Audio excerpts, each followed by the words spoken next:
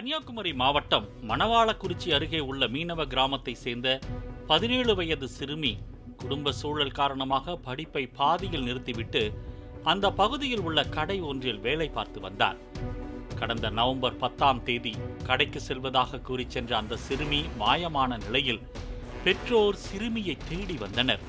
இந்த நிலையில் மறுநாள் 11ஆம் தேதி வீடு திரும்பிய சிறுமி தனது இன்ஸ்டாகிராம் காதலன் பீட்டர் என்பவர் திருமணம் செய்து கொள்வதாக ஆசை வார்த்தை கூறி பைக்கில் கன்னியாகுமரிக்கு அழைத்துச் சென்று அறையில் அடைத்து வைத்து பாலியல் வன்கொடுமை செய்ததாக கண்ணீர் விட்டு கதறி அழுதார்.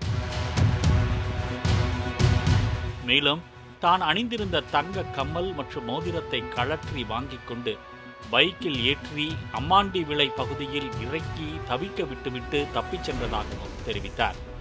இதனால் அதிர்ச்சியடைந்த பெற்றோர் குளச்சல் மகளிர் காவல் நிலையத்தில் புகார் அளித்தனர். போக்சோ வழக்கு பதிவு செய்த போலீசார் தலைமறைவான இன்ஸ்டா காதலனை செல்போன் எண் மூலம் கண்டுபிடிக்க முயன்று முடியாததால் கன்னியாகுமரியில் அவர்கள் தங்கியிருந்த விடுதியை அடையாளம் கண்டு அங்கு சென்று விசாரணை நடத்தினர். அந்த விடுதியில் சிசிடிவி கேமரா இல்லாததும் போலியான ஆதார் எண் கொடுத்து இன்ஸ்டாகிராம் காதலன் அறை எடுத்து சிறுமியுடன் தங்கியதும் தெரிய வந்தது. இன்ஸ்டாகிராம் ஐடியும் லாக் அவுட் செய்யப்பட்டிருந்ததால் சைபர் கிரைம் போலீசாரின் உதவியுடன் சிறுமியிடம் அவன் தொடர்பு கொண்ட செல்போன் எண்ணை ஆய்வு செய்தனர்.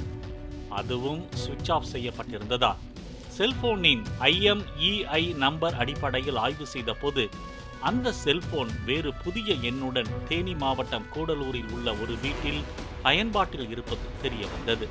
இதனையடுத்து டவர் லொகேஷன் மூலம் தேனி மாவட்டம் கூடலூர் விரைந்த போலீசார் செல்போன் பயன்பாட்டில் இருந்த வீட்டிற்கு சென்று அங்கிருந்த பெண்ணிடம் விசாரித்தனர். அந்த இன்ஸ்டாகிராம் காதலன் கேரள மாநிலம் இடுக்கி கட்டப்படை பகுதியை சேர்ந்த 24 வயதான பினு என்ற டீ மாஸ்டர் என்பதும் திருவிழா கடைகளுக்கு சென்று குலுக்கி சர்பத் வியாபாரம் செய்து வருவதும் தெரிய வந்தது. இன்ஸ்டாகிராமில் காதலித்த ஒரு சிறுமியை திருமணம் செய்து கொள்ளப் போவதாக கூறி அழைத்து வந்து தன்னிடம் ஒரு நாள் தங்க அடைக்கலம் கேட்டதாகவும் இரவு தங்கியவர் காலையில் அந்த சிறுமியை அழைத்து கொண்டு சொந்த ஊரான கட்டப்பனைக்கு சென்று விட்டதாக கூறிய அந்த பெண் பினுவின் புகைப்படத்தையும் போலீசாரிடம் கொடுத்தார். அவன் அங்குள்ள விடுதியில் தங்கி இருப்பான் என்றும் கூறினார். ஏற்கனவே குளச்சல் சிறுமியை ஏமாற்றி எஸ்கேப் ஆன பினு மற்றொரு சிறுமியையும் ஏமாற்றி அழைத்துச் சென்றுள்ளதை அறிந்து அதிர்ச்சி அடைந்த போலீசார் கேரள மாநிலம் கட்டப்பனைக்கு விரைந்தனர். நூற்றுக்கணக்கான விடுதிகள் உள்ள சுற்றுலா தலம் என்பதால் பினுவை தேடி கண்டுபிடிக்க வசதியாக அங்குள்ள விடுதி உரிமையாளர்கள் சங்க நிர்வாகிகளை தொடர்பு கொண்டு விவரத்தை கூறி பினுவின் புகைப்படத்தை கொடுத்து அவர்களது வாட்ஸ்அப் குழுவில் பகிரச் செய்தனர். அந்த குறுந்தகவலை பார்த்த 10வது நிமிடத்தில் ஒரு விடுதியின் மேலாளர் புகைப்படத்தில் உள்ள நபர் சிறுமி ஒருவருடன் தங்களது விடுதியில் தங்கியிருப்பதாக தகவல் தெரிவித்தார். இதனையடுத்து அந்த விடுதிக்கு சென்ற போலீசார் பினுவை சுற்றி வளைத்து பிடித்து விசாரணை நடத்தினர். விசாரணையின் போது பினு அழைத்து வந்த சிறுமி கன்னியாகுமரி மாவட்டம் கோட்டார் பகுதியை சேர்ந்த மற்றொரு இன்ஸ்டாகிராம் காதலி என்பது தெரிய வந்தது.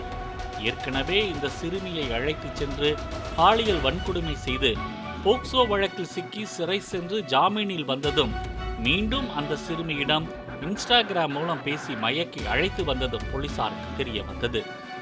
அந்த சிறுமியை மீட்டு பெற்றோரிடம் அனுப்பி வைத்த போலீசார் தொடர்ந்து நடத்திய விசாரணையில் பினு ஊர் பெயரை மாற்றி போலியாக 10க்கு மேற்பட்ட போலி இன்ஸ்டாகிராம் ஐடியை உருவாக்கி இதுபோல மேலும் சில சிறுமிகளை காதல் வலையில் வீழ்த்தியதும் தெரிய வந்தது.